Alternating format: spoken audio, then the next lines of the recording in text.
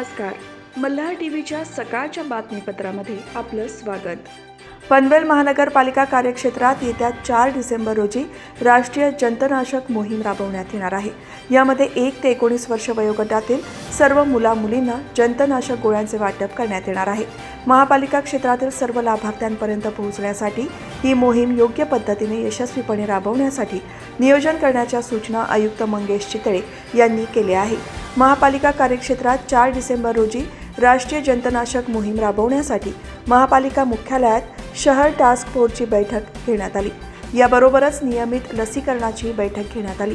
यावेळी उपायुक्त डॉक्टर वैभव विधाते यांनी सर्व वैद्यकीय अधिकाऱ्यांना महापालिका कार्यक्षेत्रातील सर्व नागरी प्राथमिक आरोग्य केंद्रांतर्गत येणाऱ्या शाळा, गृहनिर्माण सोसायटी, लोकसंख्या, महाविद्यालय अशी सर्व प्राथमिक माहिती एकत्रित करण्याविषयी सूचना दिल्या.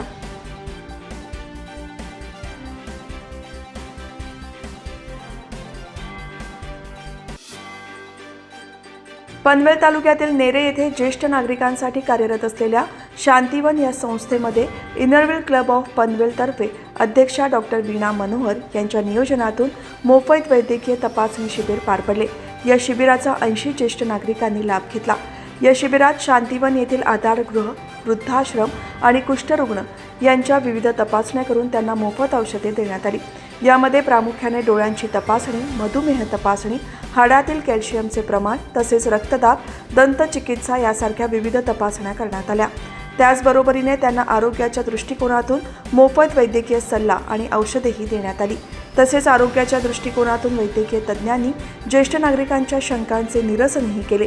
या शिबिरासाठी नवीन पनवेल येथे डॉक्टर मैथिली लाड आणि त्यांची टीम, डोळे तपासणीसाठी डॉक्टर निकेत गांधी आणि त्यांचे सहकारी, दंतचिकित्सेसाठी डॉक्टर अंकिता लोखंडे आणि त्यांचे सहकारी यांचे मोलाचे सहकार्य लाभले.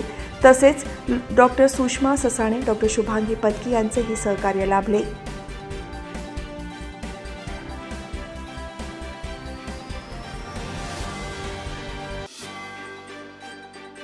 जनार्दन भगत शिक्षण प्रसारक संस्थेचे नवीन पनवेलमधील सांगुकाना ठाकूर विद्यालयातील इंग्रजी माध्यमात विज्ञान प्रदर्शनाचे आयोजन करण्यात आले होते.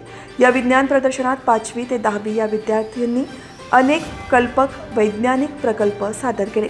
या विज्ञान प्रदर्शनासाठी प्रमुख पाहुणे म्हणून शिक्षक पालक संघाचे उपाध्यक्ष सुधीर ठाकूर, सहसचिव श्रावणी वारेकर यांची उपस्थिती लाभली.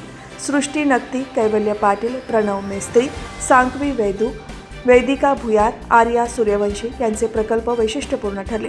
यावेळी मुख्याध्यापक संतोष चव्हाण यांनी विद्यार्थ्यांना मार्गदर्शन करताना विज्ञान प्रदर्शनातून विद्यार्थ्यांच्या कल्पकतेला वाव मिळतो, तसेच भविष्यातील वैज्ञानिक घडवण्यासाठी अशा शालेय उपक्रमांचा निश्चित फायदा होतो असे सांगितले. यावेळी नीरजा अधुरी, वैशाली पारधी यांच्यासह विज्ञान शिक्षक उपस्थित होते.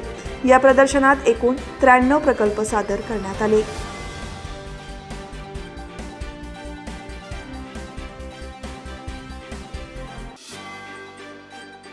रस्त्यामध्ये चालताना मिळालेली जवळपास 7 ग्रॅम वजनाची सोन्याची चेन प्रामाणिकपणे 2 व्यक्तींनी पनवेल शहर पोलीस ठाण्यात जमा केल्याने या दोघांचे पनवेल शहर पोलीस ठाण्याच्या वतीने कौतुक करण्यात आले.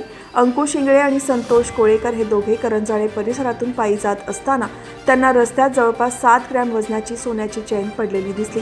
तात्काळ त्यांनी ती ताब्यात घेऊन चौकशी केली असता या चैनीचा कोणीही मालक मिळून न आल्याने त्यांनी त्वरित पोलीस ठाण्यात ही चेन वरिष्ठ पोलीस निरीक्षक नितीन ठाकरे आणि इतर अधिकारी वर्गाच्या उपस्थितीत ताब्यात दिली. त्यांच्या या प्रामाणिकपणाचे नितीन ठाकरे यांनी कौतुक केले आहे.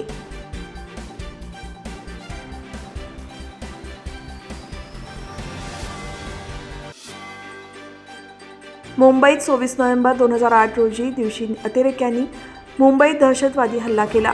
या हल्ल्यात पोलीस दलातील तसेच सैन्य दलातील आणि सर्वसामान्य नागरिक शहीद झाले. या सर्वांना श्रद्धांजली अर्पण करण्यासाठी खोपोली पोलीस ठाण्याचे श्रद्धांजली सभेचे आयोजन करण्यात आले होते. यावेळी उपविभागीय पोलीस अधिकारी विक्रम कदम, पोलीस निरीक्षक शीतल राऊत, त्याचप्रमाणे पोलीस दलातील अधिकारी वर्ग आणि कर्मचारी तसेच माजी सैनिक, सामाजिक कार्यकर्ते, पोलीस पाटील, विद्यार्थी आणि नागरिक मोठ्या संख्येने उपस्थित होते. यावेळी 26/11च्या हल्ल्यातील क्षणचित्रे स्लाइड शोद्वारे दाखवण्यात आली.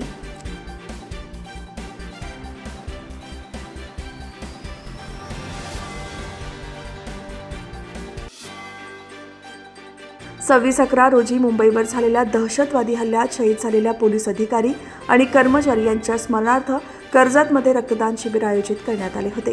95 रक्तदात्यांनी या शिबिरात रक्तदान करून शहीदांना आदरांजली वाहिली. सार्वजनिक रक्तदाता राजाभाऊ कोठारी यांनी आयोजित केलेले कर्जत खालापूर तालुक्यातील हे 501वे रक्तदान शिबिर ठरले. कर्जत पोलीस ठाणे आणि सार्वजनिक गणेशोत्सव मंडळ यांच्या वतीने 26/11 शहीद दिनाच्या निमित्ताने भव्य रक्तदान शिबिराचे आयोजन करण्यात आले होते.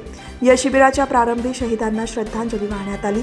कर्जत पोलीस ठाण्याच्या सभागृहात आयोजित करण्यात आलेल्या रक्तदान शिबिराचे उद्घाटन कर्जत पोलीस ठाण्याचे पोलीस निरीक्षक सुरेंद्र गरड यांच्या हस्ते करण्यात आले. यावेळी सार्वजनिक रक्तदाते राजाभाऊ कोठारी, सार्वजनिक गणेशोत्सव मंडळाचे अध्यक्ष आशिष गोखले, अभिजित मराठे, सहाय्यक पोलीस निरीक्षक तौसिफ सय्यद, पोलीस उपनिरीक्षक जयवंत वारा, पोलीस उपनिरीक्षक कीर्तिकुमार गायकवाड, पोलीस ठाण्याचे अंमलदार उपस्थित होते.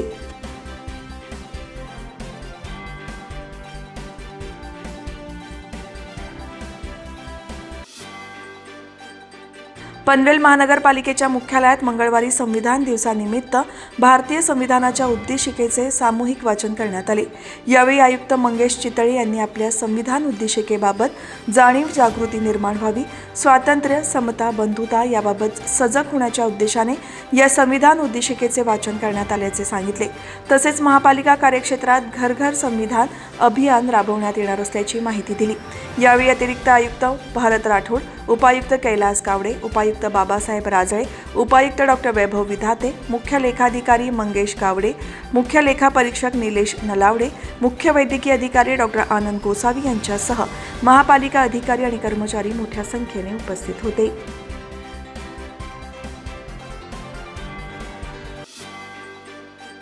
माजी खासदार लोकनेते रामशेठ ठाकूर यांच्या मार्गदर्शनाखाली आणि श्री रामशेठ ठाकूर सामाजिक विकास मंडळाचे अध्यक्ष आमदार प्रशांत ठाकूर यांच्या नेतृत्वाखाली शैक्षणिक, सामाजिक, कला, क्रीडा, सांस्कृतिक अशा विविध क्षेत्रात उल्लेखनीय कार्य करणाऱ्या श्री रामशेठ ठाकूर सामाजिक विकास मंडळ आणि मुंबई मराठी पत्रकार संघाच्या वतीने 24व्या राज्यस्तरीय आणि रायगड जिल्हास्तरीय दिवाळी अंक स्पर्धेचे आयोजन करण्यात आले आहे. दरवर्षीप्रमाणे यंदाही या स्पर्धेत स्पर्धकांनी मोठ्या संख्येने सहभाग घ्यावा असे आवाहन श्री रामशेठ ठाकूर सामाजिक विकास मंडळाचे अध्यक्ष आमदार प्रशांत ठाकूर, मुंबई मराठी पत्रकार संघाचे अध्यक्ष संदीप चव्हाण, संयोजक दीपक म्हात्रे यांनी केले आहे. या स्पर्धेत सहभागी होण्यासाठी दिवाळी अंकाच्या 2 प्रती ₹100 प्रवेश फीसह 15 डिसेंबर 2024 पर्यंत पाठवाव्यात. दिवाळी अंक पाठवण्यासाठी आणि अधिक माहितीसाठी श्री रामशेठ ठाकूर सामाजिक विकास मंडळ यांच्याशी संपर्क साधावा असेही आवाहन आयोजकांनी केले आहे.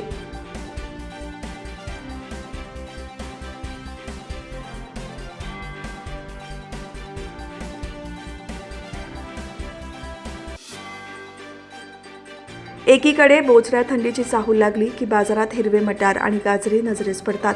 सध्या घाऊक आणि किरकोळ बाजारात हिरवा वाटाणा मोठ्या प्रमाणात दाखल होत आहे. त्यामुळे वर्षभर गगनाला भिडलेले दरही निम्म्यावर आले आहेत. घाऊक तसेच किरकोळ बाजारात गगनाला भिडलेल्या वाटाण्याचा नोव्हेंबर अखेरीस स्वस्ताईचा हंगाम सुरू होतो. मुंबई कृषी उत्पन्न बाजारात हिरव्या वाटाण्याचा हंगाम सुरू झाला असून आवक वाढण्यास सुरुवात झाली आहे. त्यामुळे प्रति किलो 100 पार केलेल्या हिरव्या वाटाण्याचे दर निम्म्यावर उतरले आहेत. मागील आठवड्यात घाऊक बाजारात प्रति किलो 100 ते 120 रुपयांवरून उपलब्ध असलेला वाटाणा आता 60 ते 70 रुपयांवर विक्री होत असल्यामुळे किरकोळ बाजारातही वाटाणा आवाक्यात आला आहे.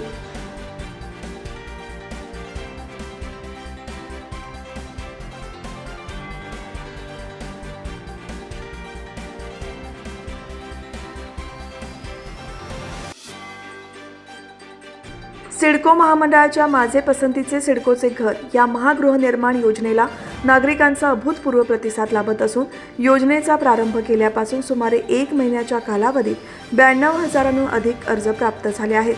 या गृहनिर्माण योजनेकरिता अधिकाधिक नागरिकांना अर्ज करता यावा याकरिता योजनेच्या ऑनलाईन अर्ज नोंदणीसही 11 डिसेंबरपर्यंत मुदतवाढ देण्यात आली आहे. सिडकोतर्फे 11 ऑक्टोबर रोजी माझे पसंतीचे सिडकोचे घर या महागृहनिर्माण योजनेचा प्रारंभ करण्यात येऊन या योजनेअंतर्गत नवी मुंबईच्या वाशी, बामणडोंगरी, खारकोपर, खारघर, तळोजा, मानसरोवर, खांदेश्वर, पनवेल, कळंबोली नोडमध्ये प्रधानमंत्री आवास योजनेअंतर्गत आर्थिकदृष्ट्या दुर्बल घटक आणि अल्प उत्पन्न गटाकरिता 26,000 सदनिका उपलब्ध करून देण्यात आल्या होत्या.